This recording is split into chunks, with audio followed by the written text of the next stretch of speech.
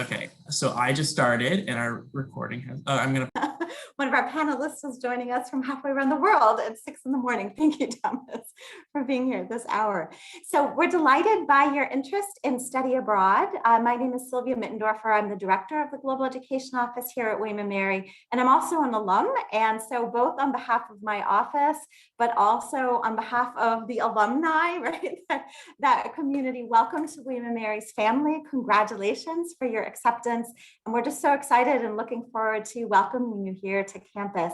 So what we'll do for today is I'll introduce study abroad and how it's structured here at William & Mary. I have a brief kind of presentation, but really the stars of the show are two of our students who studied abroad who can tell you a little bit more about their experience. And since we know that webinars sometimes just listening and watching it's nice to break it up, we'll really want this to be interactive at the end. And so the chat function is the place where if you have questions for me or for the students or for admissions, this is a chance, go ahead and ask your questions as we're kind of speaking. And at the end, we'll then circle back for the final probably 20 or so minutes to be able to answer any questions that you may have. So with that, let me go ahead and share my screen just to give us a little bit of a sense. So again, I'm from the Global Education Office. We are housed in the Reeve Center for International Studies. And let's see if I can advance. So really study abroad here has a really significant part of the undergraduate experience. As you can see, close to 60% of our undergraduates are studying abroad by the time they graduate. Students are going to lots and lots of different countries. This is of course pre-pandemic, which is why you see those statistics, but we have every expectation, and from all we're hearing from students is that the interest remains, and once travel becomes more readily available, of course, we expect that study abroad will once again be something our students will be able to participate in widely. And so again, this is part of the William & Mary undergraduate experience for so many students. It does place William & Mary pretty consistently for most of the past decade as the #1 public university in terms of undergraduate student participation. And I'm happy to talk about why I think that is. But really, I think it's a reflection of the whole of institution commitment and valuing of what study abroad can be. So again, lots of different opportunities, lots of different students participating. And I will note, you might have heard about the CALL curriculum, which is the general education curriculum for all undergraduate students. Study abroad actually meets one of those requirements and is able to fulfill one of those requirements. That's called a CALL 300, and it's an international experience. So it gives you a little bit of a signal that not only is it our office, but that the faculty across the institution and leadership have really valued these experiences to the point of integrating them into the curriculum. And so we're pretty excited about that. In terms of where students can go, there are lots and lots of different options. And I will pause here for a moment to say, you know, we obviously think that study abroad is a wonderful opportunity for students, but you may wonder, like, why do we feel so strongly about that? Study abroad, first and foremost, of course, is an academic experience. And so in that context, you know, these are courses for credit. The goal is that when you study abroad, you will be earning courses towards credits towards your graduation. And certainly our semester students in particular are taking courses for their majors in shorter term programs. It may be for their majors, or it may be for other requirements or other courses that they're looking to take. But it is academic. It's a chance to perhaps learn a language if that's your objective, or to see your field of study from a different perspective. You know, we don't have a Great Barrier Reef here in Williamsburg. We have an amazing marine science program, but we don't have the Barrier Reef. Through study abroad, we can access natural wonders such as the Great Barrier Reef, or just have our students be able to experience how different parts of the world, different communities and countries are dealing with issues, concerns. We have a lot of students interested in what is it like in Brexit, or how is sustainability playing out around the world. And again, so there really are lots and lots of options. And so that notion of it being an academic program that is tailored to the interests of students is then reflected by the number of different opportunities students have. That could be through the types of programs we structure. So we have William & Mary's own semester programs, for example, but we also partner with some of the top universities in the world so that students can participate in exchange programs, meaning they actually get to be a student at these top institutions. We have a lot of William & Mary faculty-led programs, meaning William & Mary faculty and William & Mary students go and essentially form a living learning community. They're usually also learning from professors in the country where they are. They're getting to have classrooms that are really based in a different place, and they're making deep connections in that way. But again, that's a different kind of model so that students can choose. We offer programs that are embedded in a three credit semester program that allow then students to go abroad for a really short period of time. And we have lots of options, and we actually are one of the leaders in students going abroad for a year as well. And so the idea is that both through our own programming with our faculty, with our partners overseas, as well as then in partnership with other universities around the world and other organizations, our students have hundreds and hundreds of different options. We want you to find a program that really meets your specific interests and needs academically. But then there's also this other element to study abroad that we're very cognizant of, and why we think study abroad aligns itself so beautifully with the overall ethos and objectives of a liberal arts university, with all the fields of study, but also all the growth that we hope you have.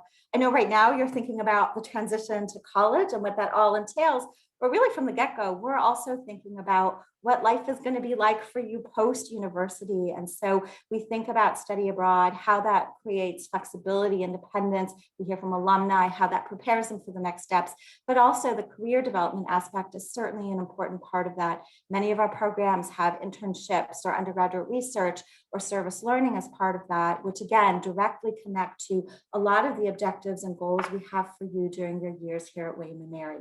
So again, lots of choices, and ones that really align to all the fields is certainly one of the things that we are really focused on. And I would say in recent years in particular, we've really focused on opening up many more opportunities for STEM majors or for other majors where you might think, oh, maybe that wouldn't naturally lend you to think, oh, that's the place to go for study abroad. But students across all majors do go. And the idea is that it's not just study abroad, oh, you have this experience and you're done, but that it's truly embedded and connected in your undergraduate experiences. So with that, sometimes people will ask, when do you go? So you can see that a lot of our students do go abroad, especially for the first time, for short-term summer programs. But we also have a lot of students who then go for a semester. Sometimes that could be, I go for a summer and then decide this is really where I want to go now for a semester or for a year. And we do see a fair amount of students participating in multiple programs while they're at William & Mary. But again, it really is about finding programs and objectives of what it is that you're looking for. It can begin as early as your winter break of freshman year. And so if you're really keen to go, it could mean that by January 2022, again, we hope with pandemic conditions being fully improved, that might be a possibility. For semester programs, students tend to go a little bit later because again, you're looking at more connecting it to your major to make sure that you get credits. Objective here is always to never delay graduation, that in fact it advances you through the process. One of as I kind of hit a couple points that we always get questions about, one of the questions is around funding, right? There could be the assumption that, oh, this is significantly more expensive, and how do we handle that? I think one of the reasons why we've been able to kind of facilitate so many students being able to go abroad is that both the financial policies as well as scholarships are just really, really generous to be able to help facilitate.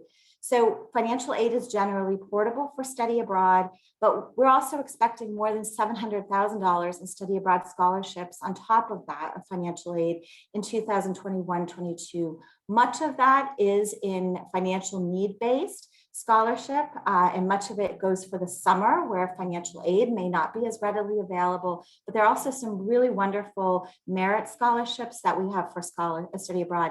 This number has, and we hope, will continue to grow significantly. And we really have instituted a number of scholarship programs, both internally, but also to do matching for national scholarships to kind of provide some guarantees as well, to leverage in William & Mary as well as non-William & Mary resources.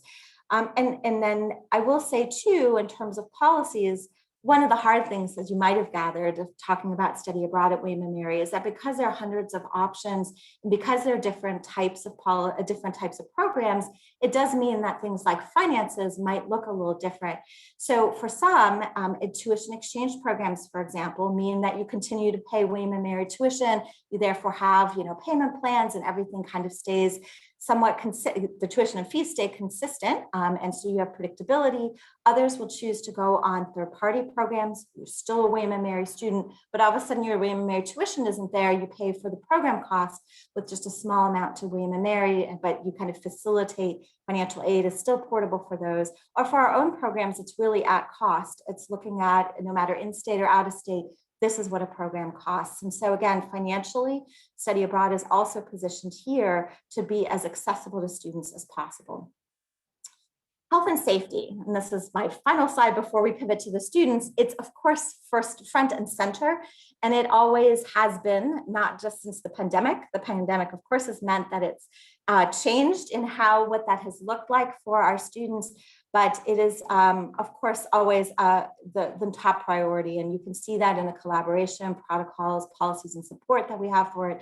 We have actually a position of international travel and security manager. He and I are on call, and many others are on call 24/7 to support throughout. We work really closely with State Department. We also have an insurance company that we work with, and they have a security service and briefings. And so again, all of this is, of course, front and center. I'm happy to answer questions about this past year, but we have continued to be able to support students in having experiences throughout. We're able to bring everyone back safely last spring, and especially have been working with our international students to facilitate opportunities overseas. So we are just eager and excited and expect to be able to have our students study abroad more normally again in the near future. And certainly as you're beginning to enter college, by the time you'd be looking at study abroad, we would still be prioritizing this, but hopefully it'll look quite different. So with that, if you're interested in learning more, our website is always a great place to start. It's a great place where you can get more information about how all these things work, but also to see a list of programs and just opportunities. We have training workshops on there. So if you this summer are bored and thinking, I want to get a head start and learn how all this works, there are some webinars up there, but there are also just opportunities for engaging with our advisors. We are doing virtual appointments. And so again, if you have questions, I urge you to reach out even now. You do not, if you have anything that we can help you with. So with that, again, congratulations and welcome. I'm going to stop sharing this for right now and turn over the floor to Patrick and Thomas, who are going to tell us a little bit more about their study abroad experiences. Again, if you have questions, feel free to type them in, and then the four of us will field those questions once Thomas and Patrick have given us an overview. So with that, I don't know if one of you has a preference to start. I'll jump in. So my name is Patrick O'Hara. I'm a current senior at the college. I'm originally from Long Island, New York. And I major in economics and minor in finance. And I studied abroad at the University of Sydney when I was I guess my junior fall. And I studied with a third-party program, so not a William and Mary based program. But I found that the third-party program was great because it allowed a lot of flexibility for where I wanted to go. I kind of knew I wanted to go to Sydney for not really any reason besides that I didn't speak a different language. So, and the third-party program was great because they provided a lot of support, not only through the application process, but also once we got in country. They had a great support staff that really supplemented the William and Mary abroad office, both before and during my study abroad experience. So that's definitely one thing that I found very, very helpful about the third party provider. And then Thomas, if you want to take it from there. Sure. My name is Thomas. I'm currently a junior at William and Mary, and I study abroad my freshman summer at the London School of Economics. And so that was also a third-party program, but a bit different because that was directly through LSE and not, an outside program, but directly with the school. And I was there studying international development and international organizations. And so during the summer program, it was basically a class each. and it was a 6 weeks long program. Great, thank you all. So now that you've had these experiences, how has study abroad kind of impacted you? How did it fit into your academic career? Yeah, so for me, it fit in very easily. All the classes I took were electives for my minor and major, and they transferred over really easily with the help of my major advisor who helped me find classes that were very comparable to William & Mary classes. So that process was really, really easy. The third-party provider provided me with all of the syllabuses for the different classes in Sydney. And then the advisors I met with from William & Mary were very, very helpful in helping me pick out the classes that would fit best into my major and the curriculum that I would have taken at William & Mary as well. So I found that process to be very, very easy. And for me, I think one of the main goals when I first applied to stay at LSE was to learn more about international development. Although there are many classes related to development at William & Mary, there wasn't really a class specifically focused on development. And so that was my main rationale. As I was interested as a freshman, I wanted to see, if I was able to take a course directly focused on that. And then, at a school like LSE where it was, a really big focus of, what the school is known for. And so that was one of the main drivers for me to apply and be there. And also the courses really, as Patrick said, nicely transferred to my government major too. So that wasn't a problem at all, as long as it was pre-approved, but I also believe it can be post-approved too, in terms of transferring the courses back as credits, but also to the majors and not just to as electives. Do you mind describing a little bit what your living experience was like and what it was like to be for both of you at a different institution? Yeah, of course. So that was another benefit of the third-party provider. They set up all of our housing plans for us. And we had, I think, 3 options. One was living on campus in kind of like a culture or like a language house. And that was pretty small. There was only probably about 5 or 6 kids from my program that lived there. And then the second option was, or the second and third options were 2 apartment buildings off campus, where you were living with other kids in the program and then other international students. So it was very diverse, very concentrated international apartment building.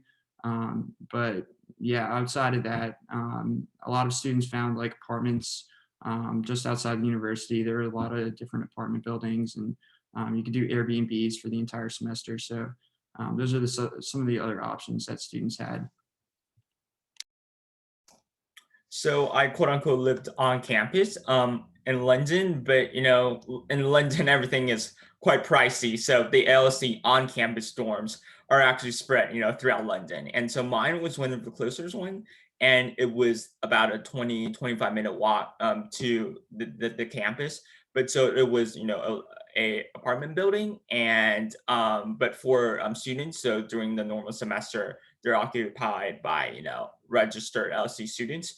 But during the summer, they transform it to short-term stays for the summer school students in the summer school program. So that was me, and so students living there were from all across the world, because the LSE summer school, I believe, is the biggest type of its kind in the world.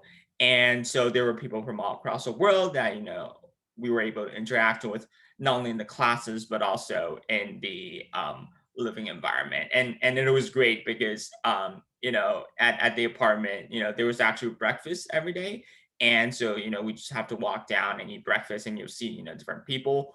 And also at the same time, there were people that come to clean your dorms, and so that's a bit different once a week. So that's a bit different from William & Mary, and a nice add-on. Great. And I'll finish and then we'll kind of open it up for questions. Is it just as you look back on study abroad and your experiences, because you both went before the pandemic, so it's been quite some time. Do you have any reflections on kind of how it's fit into your William & Mary experience, or how study abroad in general, again, pandemic this last year aside, has fit into the experience of your peers? Yeah, so I think I found it as a nice way to kind of break up the 4 years and kind of get out of like the bubble environment that Williamsburg can be at times. And I think one thing that I really got from it is I feel like I matured a lot when I was in Australia. You're very much on your own. You're on the other side of the world. And it's definitely like a day trip to get there. So you're really living in like a real world environment. And you kind of have to adapt on the fly to a lot of the things that that brings with it. And I think that prepared me a lot more for life after William and Mary as well. So I think that's the biggest thing that I got out of it. I think for me, the biggest thing was learning how to write a bit differently. And so when I got to OSC and, when we had to, write for our courses, I was quite surprised by, the writing techniques and then how, in the British system, their exams were formulated. And so in the US, in high school and at Will and Mary, we were trained to write in a specific way.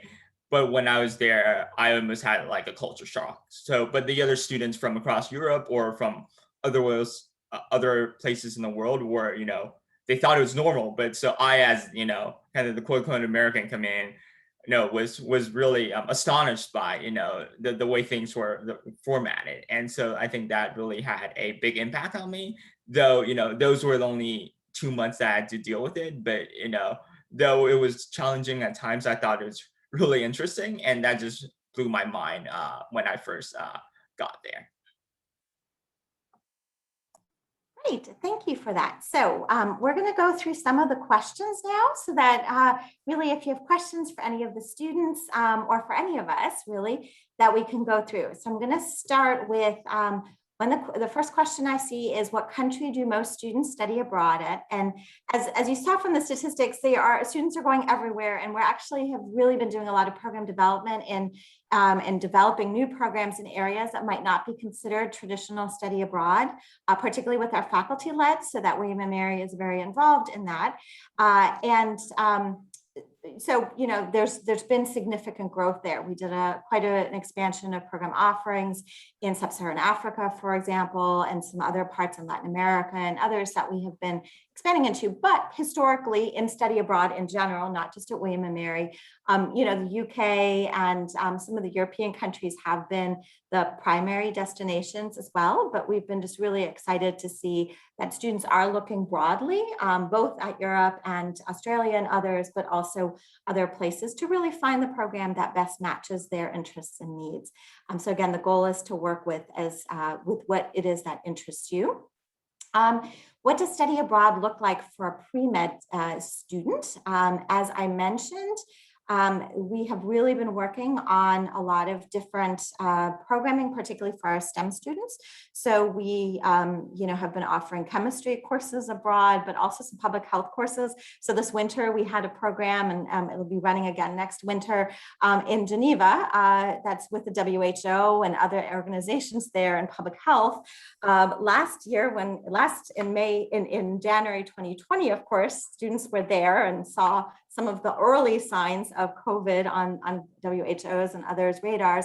This year, we had to do that virtually, although it was still a really rewarding program for our students, and it was particularly of interest to pre-meds. That will be offered again next winter, hopefully in person, but if not, in a virtual context. And so there are some other summer programs and options that we've developed in-house at William and Mary to really support pre-med students. We also work really closely with the pre-med advisor, who has been just wonderfully supportive for study abroad, and with the pre-med student group to really identify programs that might meet in different timelines and to really kind of figure out what the best way to do that is for each student. But there are a host of opportunities, both William and Mary and non-William and Mary students in this space as well.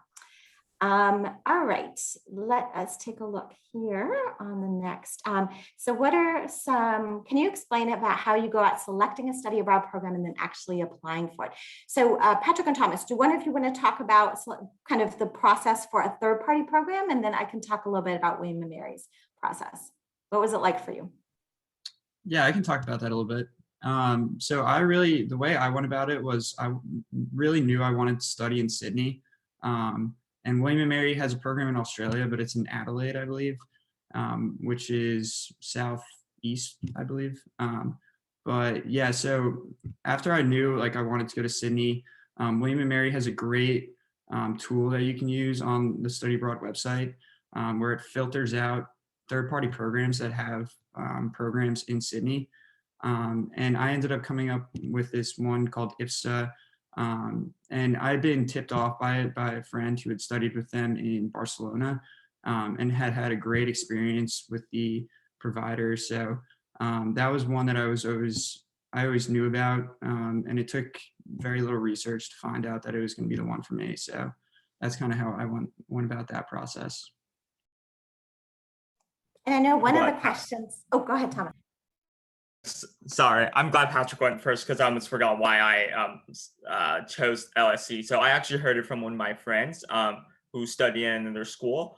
But although she ended up not going, I still applied because, you know, once I learned about the program, I just thought it was amazing because, you know, the peers comes from all across the world. And I think that's the one add-on benefit for, you know, third-party programs is because you're not only interacting with William & Mary students, but, you know, if you are someone who really enjoys, you know, interacting still with William & Mary students abroad, you know, that's a different story. But then, so after hearing about it, I think my freshman fall, I researched and then, you know, was able to go to the Reeves Center to kind of ask about the Study Abroad office, to ask about, you know, how that would work, how the process was, and it was quite seamless and easy in terms of, you know, getting a third-party program approved and, you know, getting credits and all that good stuff. Yeah, and I will say, so for William & Mary's own programs too, there are applications with us or applications with third party. It just depends a little bit. But I know one of the questions that we've gotten in previous years is just how competitive is study abroad? You've just gone through an incredibly competitive and elaborate process for college admissions. Now that you're going to be if you're a William & Mary student, our goal really is to help facilitate study abroad. So there are some programs that can be competitive, but it is not like getting into the university. We really try to add offerings and options to be able to meet the needs of students based on certain, you know, qualifications for certain programs.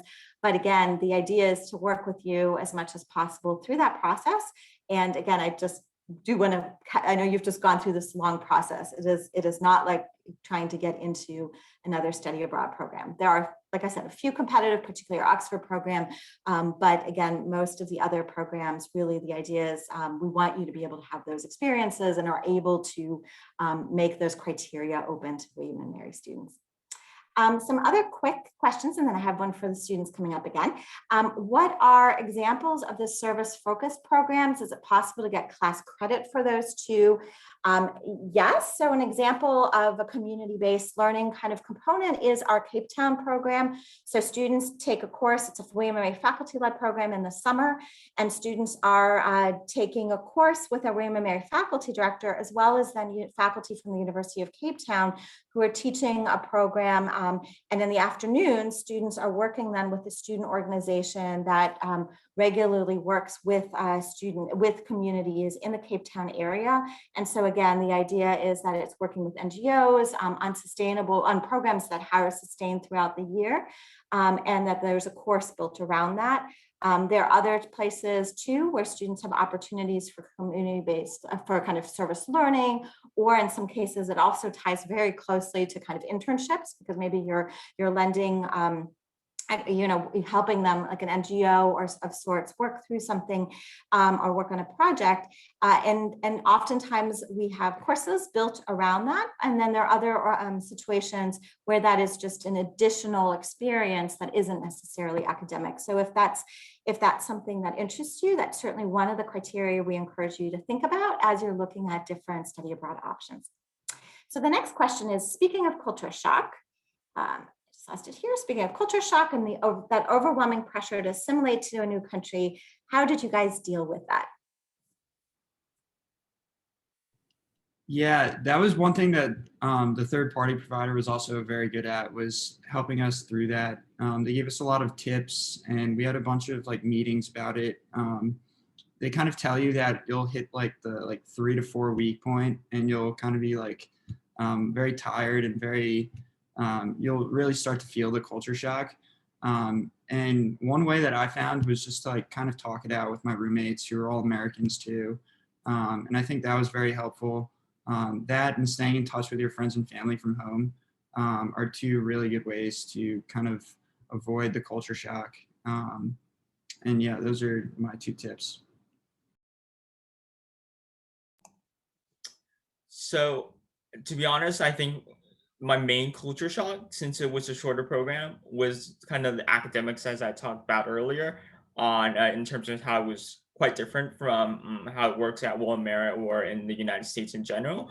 But in terms of dealing with culture shocks, I think in the UK it was a bit more similar, and for a shorter term it might not affect as long.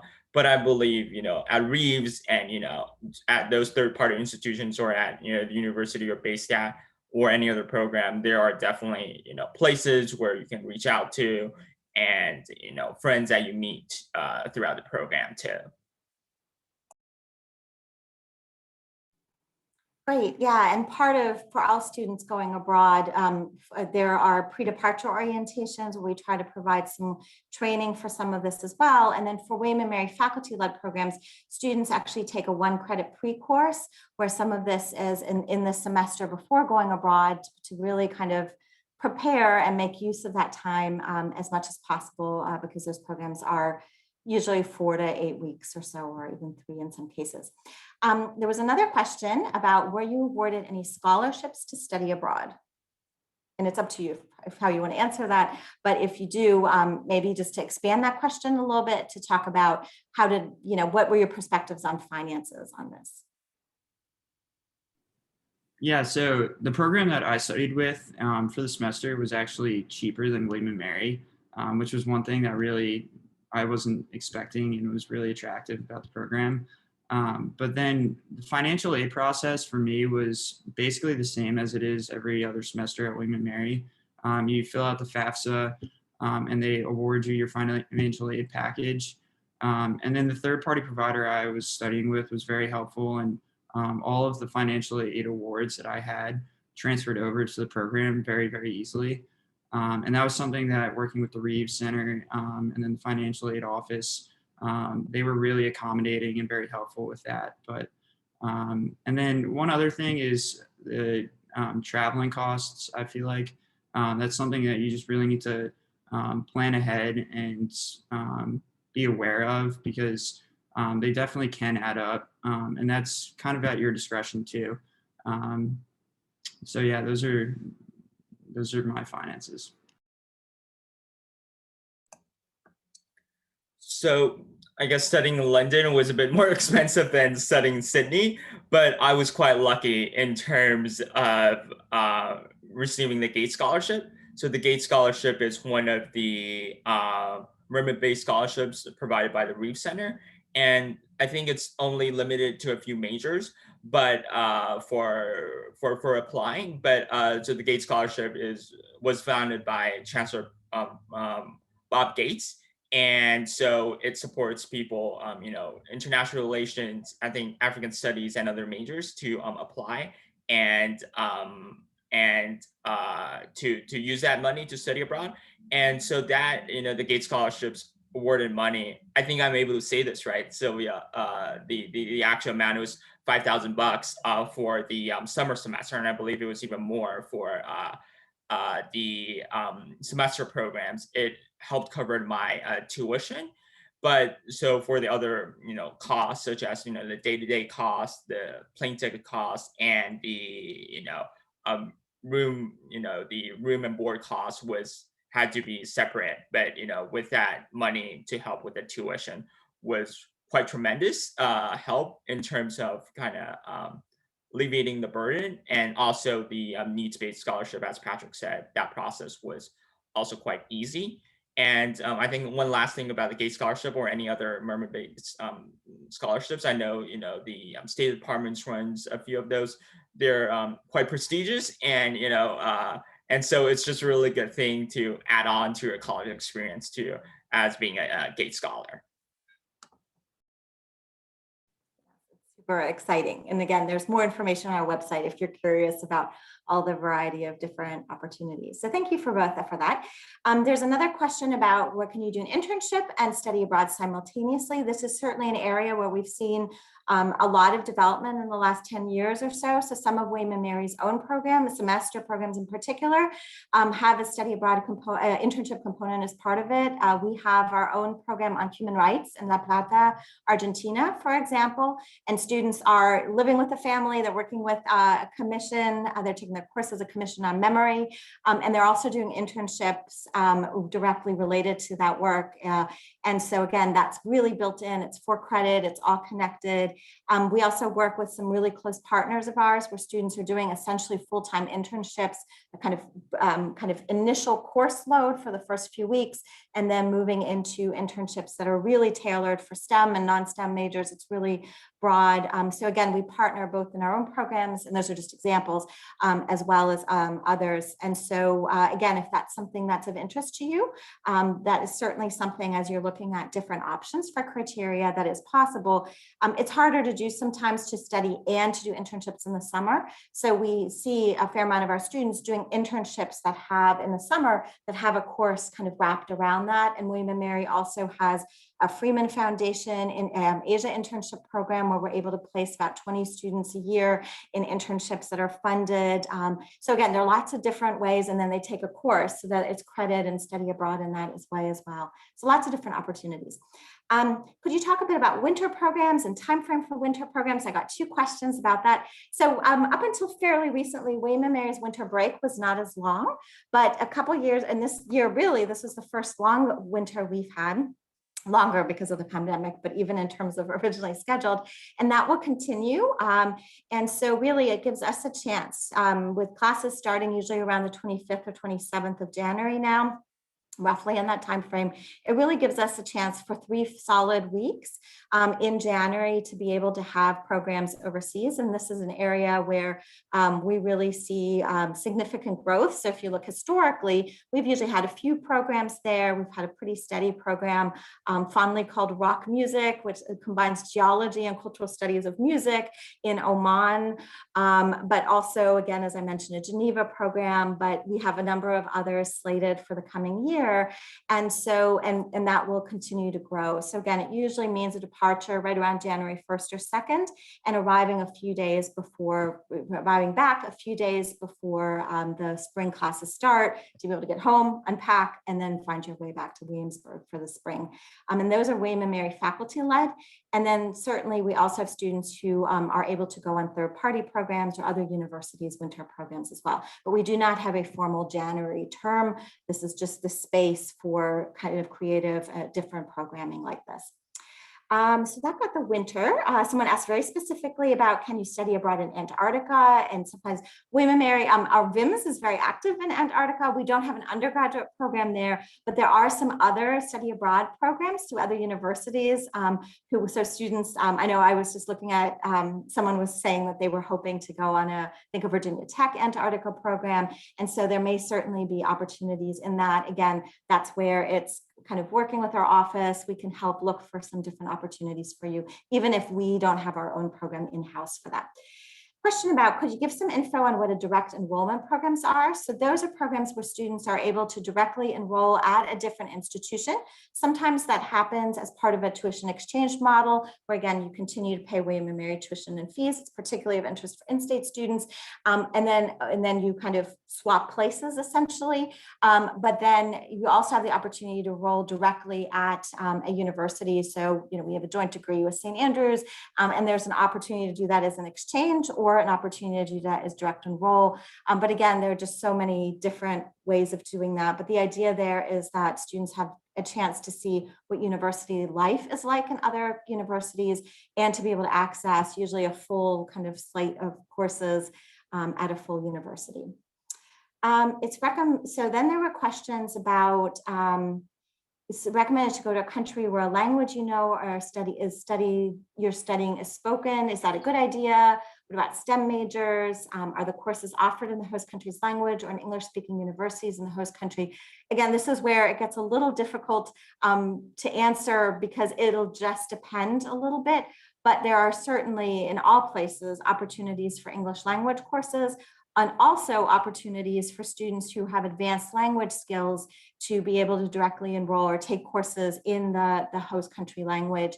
That really, one of our priorities there, of course, is, and we have certain programs, particular exchange programs or sponsored semester programs like the Argentina, Sevilla, or France sponsored programs, for example, we need you to be at a pretty advanced level and we're going to make sure that you have that level just so that you're able to succeed linguistically, because that obviously is really important. And for students who maybe haven't reached that chance, often they'll do a summer program, for example, to build that linguistic flexibility, or to enroll in a program where courses are offered in English, or perhaps where there's a mix of English language courses and maybe language courses in the host language. And so whether it's for STEM or not, that really varies. And again, there are thematic programs. We have quite a few students going to Denmark, for example, and we don't teach Danish at William & Mary. So students are usually taking a Danish course, but their courses are going to be in English, and they're doing pre-med courses, or they're doing business courses, or they're doing a whole host of different academic work in English. There's some questions very specific to like chemistry majors. Again, it will just depend a little bit, and we work really closely with students about sequencing. In some departments, second semester, sophomore year works really well. In others, maybe junior year, some summer and semester. We have, for example, we have a chemistry professor scheduled to teach this summer on a program, as well as next winter. So sometimes it's William & Mary faculty, and sometimes direct enrollment programs at another institution can also be fitting there. I heard that there are programs that can receive transfer credits and programs that receive William & Mary credits. What's the difference between these? Thomas and Patrick, you both went on non-William & Mary, like third-party programs, so you got transfer credit, right? And so if you go on a tuition exchange, again, you're at another institution, so those credits are transferred back to William & Mary because we're not actually teaching those courses. But if you go on a William & Mary faculty-led program, or our La Plata Argentina program, or Sevilla Spain program, where our faculty have designed those courses, those come back as residential William & Mary courses. So it really is about who is teaching as to whether it then is considered William & Mary.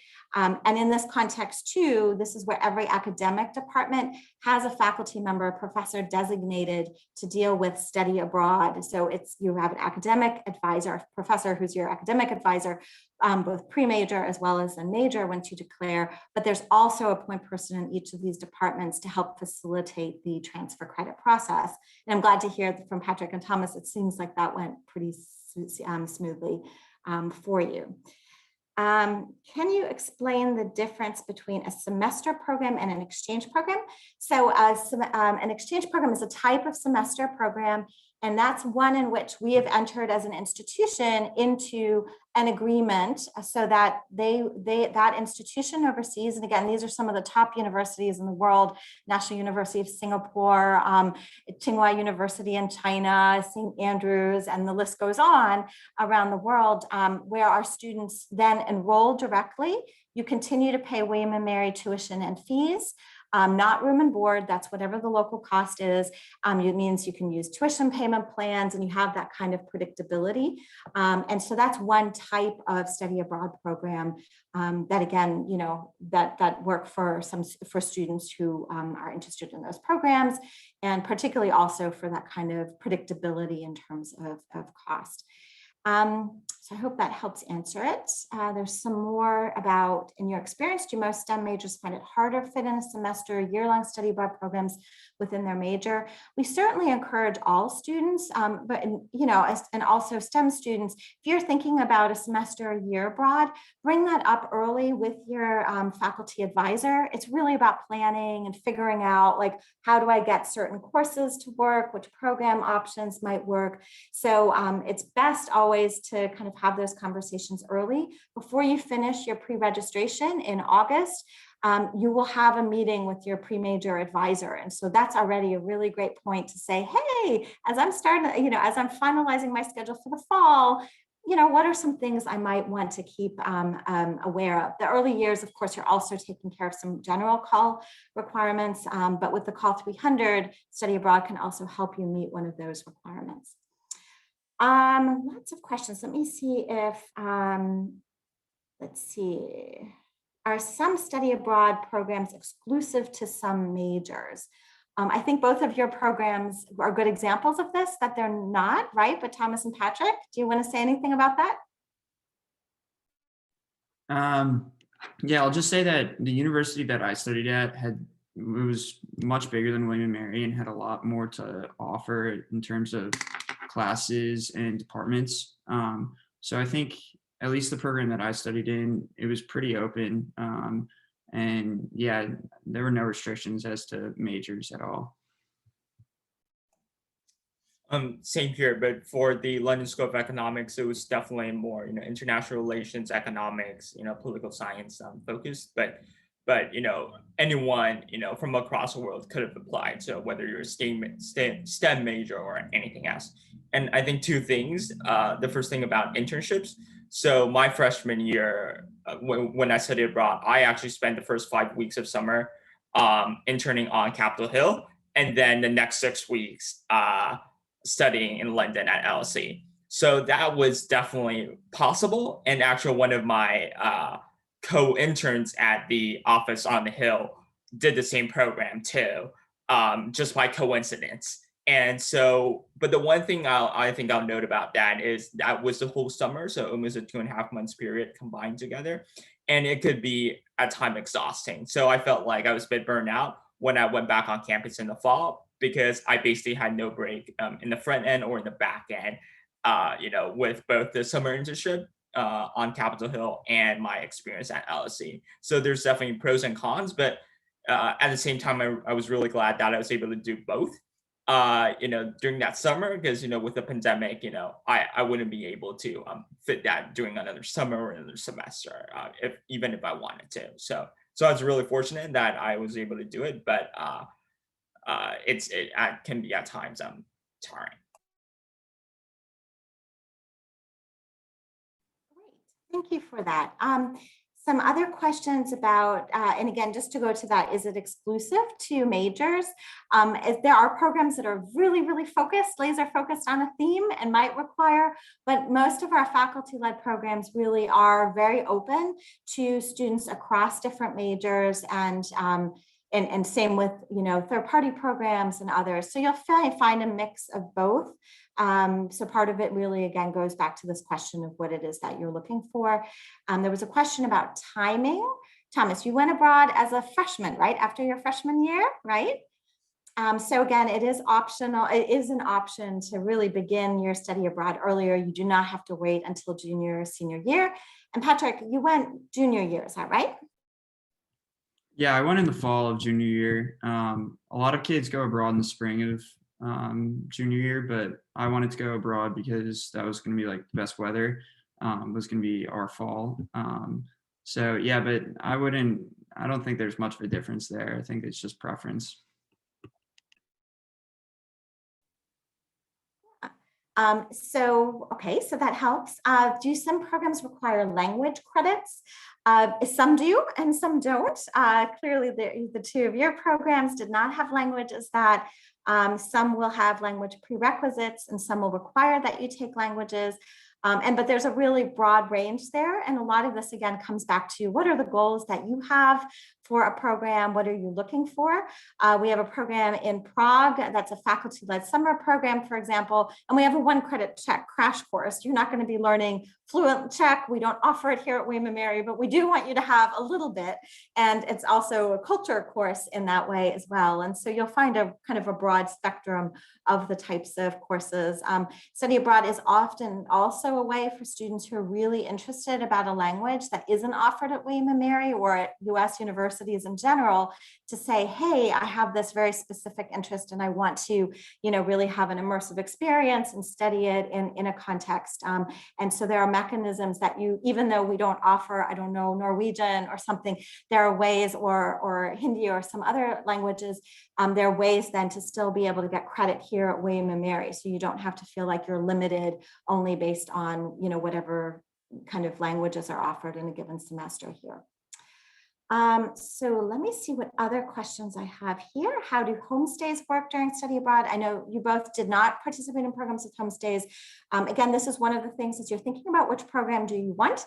Homestays can be really great. We have them in many of our faculty-led summer programs, as well as 3 of our semester kind of William and Mary designed programs, because those have real opportunities for language and cultural learning. Ultimately, though, language learning, it's a lot about your choices and how much you use a language. But we found in those programs, they're just opportunities to kind of get immersed in a family life. We work with local partners for that. But again, that's partly a decision for you as you're looking at which programs and what it is that you're comfortable with or what you're looking to do. There's a very specific question about, is there a limit on the number of students that can participate in William and Mary summer program in CAUTI's? So that's a program for students who have had a kind of a significant amount of Spanish already. It's an example of where undergraduate research is embedded. So one of the courses that students do, they take a pre-course where they're doing a research design of what it is they're going to do in that month while they're in Spain. And then they're taking one of their courses is actually one-on-one with the faculty and with local collaborators to be able to help.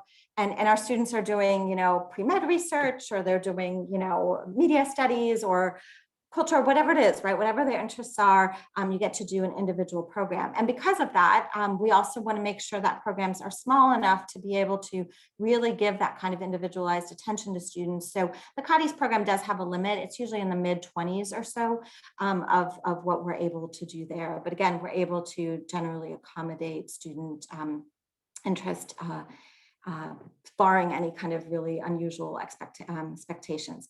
There are questions here about study opportunities for music. So similar to previous answers, there definitely are different opportunities, both through third party. We've had students go to Vienna in Austria and on a program there. We've also had some of our faculty lead programs in our music department actually fairly regularly on the kind of orchestra, instrument performing, or our chorus actually will also go abroad to different locations. They depend where it goes, and increasingly there are courses connected to that to be able to then also have that be like a study abroad experience. Okay, so those are, I think I got most of them. Apologies if I've missed something. I'm going to keep going here. Do students study abroad typically take a similar number of credits as they would during a normal semester? Is this true for non-English program courses as well? Whether it's English speaking or not makes no difference here. Patrick, would you like to talk about the course load you took in Sydney? Yeah, of course. So William and Mary requires you to maintain the William and Mary minimum first semester, which is 12. And when I was in Australia, I took 4 classes that were all 4 credits. So it was basically the same amount of credits that I would have taken on campus. And yeah, the workload with them was very similar. The classes were structured very similar, where you have pretty much like 1 midterm, 1 final, and then a couple of assignments mixed in throughout the semester. And I found that the academic transition was pretty seamless. The classes were taught pretty much the same way, where you have your formal lecture once or twice a week. And then depending on the class, you have a discussion where it's a smaller group-based setting. But overall, I found the classes and the workload to be very similar to the William and Mary experience. I think we have time for one more question, and I would think that a great one that could be asked is, can you explain a little bit about any kind of anticipated issues in visas or travel restrictions based on the pandemic, and when we could hopefully resume kind of fully immersive study abroad experiences?